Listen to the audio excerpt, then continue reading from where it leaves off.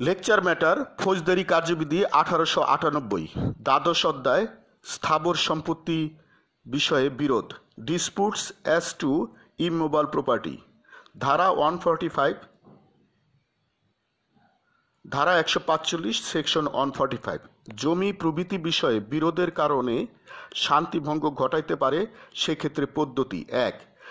যে ক্ষেত্রে কোনো জেলা ম্যাজিস্ট্রেট বা সরকার কর্তৃক এতদ্দেশে ক্ষমতাবান যে কোনো নির্বাহী ম্যাজিস্ট্রেট পুলিশ প্রতিবেদন বা অন্য কোনরূপ সংবাদ পাইয়া এই মর্মে সন্তুষ্ট হন যে তাহার স্থানীয় অধিক্ষেত্রের মধ্যে জমি বা জলাশয় বা উহার সীমানা সম্পর্কে এমন একটি বিবাদ রহিয়াছে যাহা শান্তি ভঙ্গ ঘটাইতে পারে, সেক্ষেত্রে তিনি তাহার এইরূপ সন্তুষ্ট হওয়ার কারণ উল্লেখপূর্বক তাহার দ্বারা নির্ধারিত সময়ের মধ্যে সংশ্লিষ্ট পক্ষসমূহকে ব্যক্তিগতভাবে বা অ্যাডভোকেটের দ্বারা তাহার আদালতে উপস্থিতির এবং বিরোধ বিষয়বস্তুতে প্রকৃত দখল সম্পর্কে তাহাদের স্ব দাবি সম্বন্ধে লিখিত বক্তব্য পেশ করিতে বলিয়া একটি লিখিত আদেশ দিবেন। 2 অত্র ধারার প্রয়োজনে জমি বা জলাশয় বলিতে অট্টালিকা দালান, বাজার, মাছের ভেরি, শস্য বা জমির অন্যান্য উৎপন্ন দ্রব্যাদি এবং এইরূপ কোনো সম্পত্তির ভাড়া বা মুনাফাকেও বুঝাইবে। 3 ওই আদেশের একটি নকল সমন জারির জন্য অত্র বিধিতে যেরূপ পদ্ধতি বিধৃত হইয়াছে সেই রূপে সেই ব্যক্তি বা ব্যক্তিদের উপর জারি করিতে হইবে এবং ওই আদেশের অন্তত একটি নকল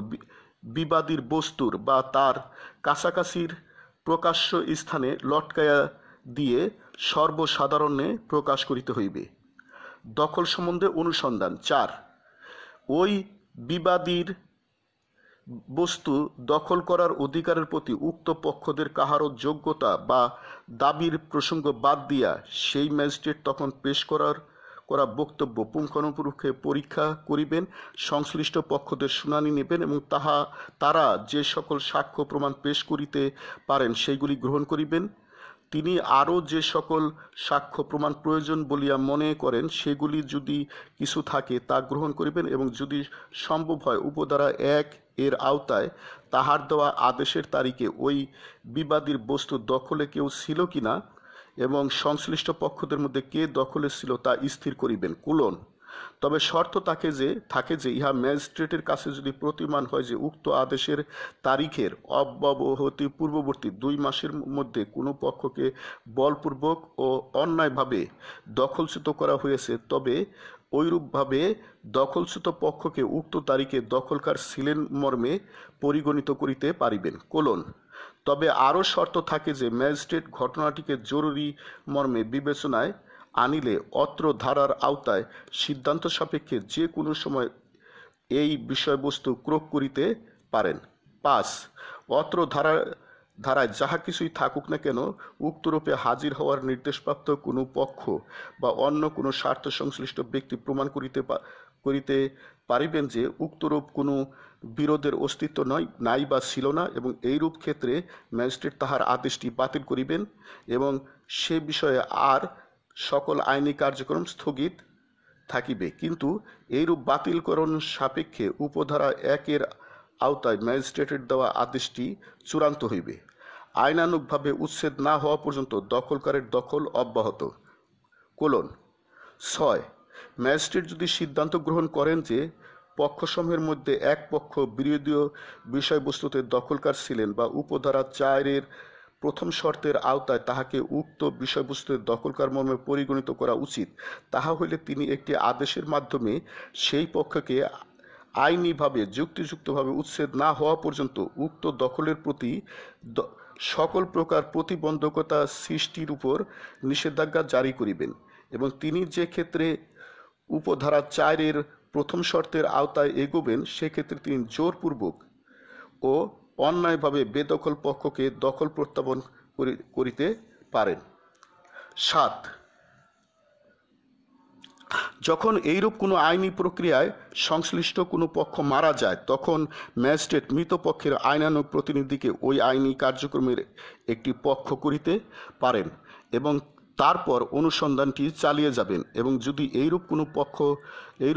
কোনো প্রশ্ন দেখা যায় যে উক্ত আইনি প্রক্রিয়ার প্রয়োজনে কারণে কোনো একটি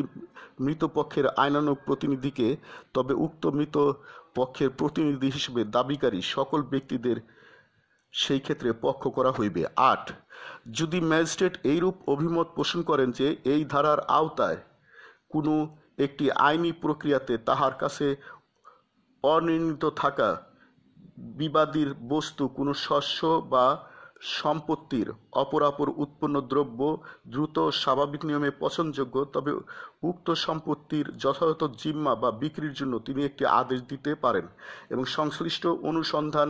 শেষ হওয়ার পর তিনি যেই রূপ উপযুক্ত মনে করেন সেই রূপে উক্ত সম্পত্তির বিহিত ব্যবস্থার জন্য বা তার বিক্রয়লব্ধ টাকা পয়সার জন্য আদেশ দিবেন। ৯. ম্যাজিস্ট্রেট যদি উপযুক্ত মনে করেন তবে উক্ত ধারার আওতায় আইনি প্রক্রিয়ার যে কোনো ধাপে যে কোনো পক্ষের আবেদনের উপরে যে কোনো সাক্ষীকে হাজির হইতে বা কোনো দলিল বা দ্রব্যাদি দাখিল করিতে নির্দেশ দিয়ে একটি সমন জারি করিতে পারেন। ১০. অত্র ধারার কোনো কিছুই ধারা ১০৭-এর আওতায় অগ্রসর হওয়ার ম্যাজিস্ট্রেটের ক্ষমতা দিকে খর্ব করিবে বলে মনে করা হইবে না। Case reference: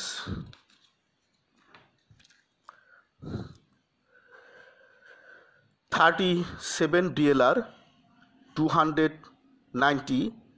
Mahmudul Haque versus গুলাম মাওলা,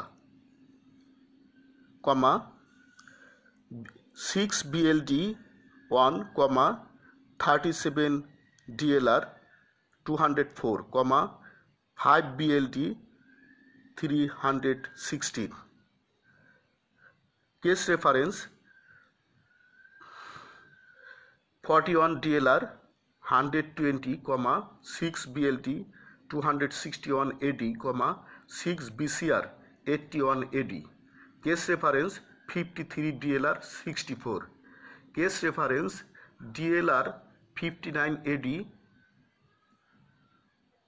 Shamsuddin alias Shamsuddin versus Maulvi Amjad Ali and others, 9 MLR 32 AD। Lecture সমাপ্ত। তবে এই ধারা সম্পর্কে একটু আলোচনা অবশ্যই করা দরকার যে যদি পিটিশনারের থাকে নালিশি সম্পত্তিতে দখল থাকে, পিটিশনারের পক্ষে যদি নালিশি সম্পত্তি দখলে থাকে এবং পিটিশনারের নামে খাজনা খারিজ থাকে এবং বিবাদীরা যদি এই নালিশি সম্পত্তি দখল করতে উদ্যত হয়,